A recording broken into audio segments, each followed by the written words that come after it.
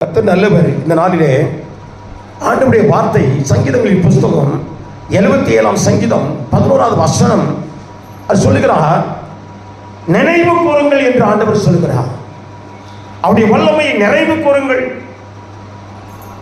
அவருடைய சாட்சிகளை நிறைவு கூறுங்கள், அவருடைய கிரியைகளை நிறைவு கூறுங்கள். நாம் நினைவு கூறுகிறவர்களாக இருக்க வேண்டும். ஆரம்பத்திலே நமக்கு ஆண்டவர் செய்த நன்மைகளை நினைச்சு பார்த்து, ஆண்டவர் என்னை ஆண்டவர் எத்தனை அற்புதமாய் என்னை நடத்தினார், அதை நினைவு கூறுகிறவர்களாய் மாற வேண்டும். வாசிங்க ஒரு தடவை. கர்த்தருடைய செயல்களை நினைவு கூறுங்கள். பாருங்களேன், கர்த்தர் எத்தனை செயல்களை செய்திருக்கிறார்.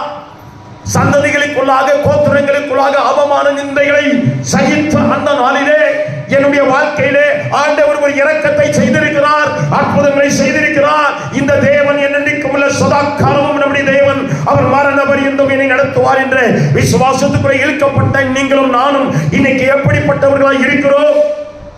பல வேதனைகளை பார்த்து கொண்டிருக்கிறோம்.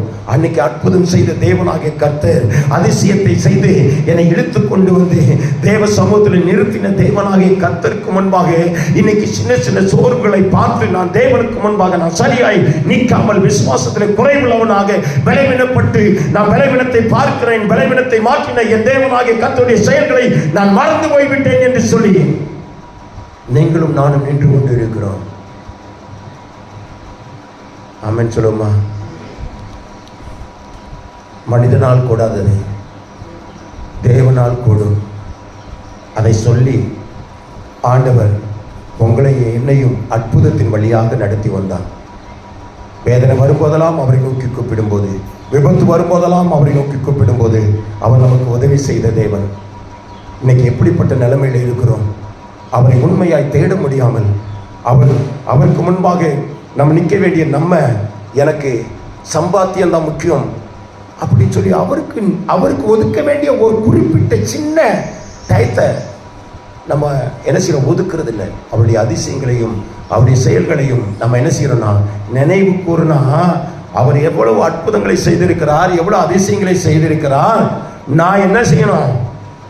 அவருக்கு முன்பாக நின்றுட்டு நான் எங்க வேணும்? பாக்கி உள்ள காரியத்தை செய்யணும் அப்படின்னு சொல்லி தேவனுக்கு முன்பாக நாம் நிற்கிறவர்களாக இருந்தால் முதல் பிரியாட்டி கர்த்தருக்கு கொடுக்கும்போது கர்த்தர் நம்முடைய தரித்திரங்கள், வேதனைகள், பிரச்சனைகள் எல்லாத்தையும் மாற்றி போடுவார். அவருடைய செயல்களை நம்ம நினைவு கூறுகிறவர்களாக இருக்கிறோமா? அவருடைய செயல்களை நினைவு கூறுகிறவர்களாக இருக்கிறோமா? அந்த எந்த நிலையிலிருந்து நம்மளை தூக்கி சுமந்தார்?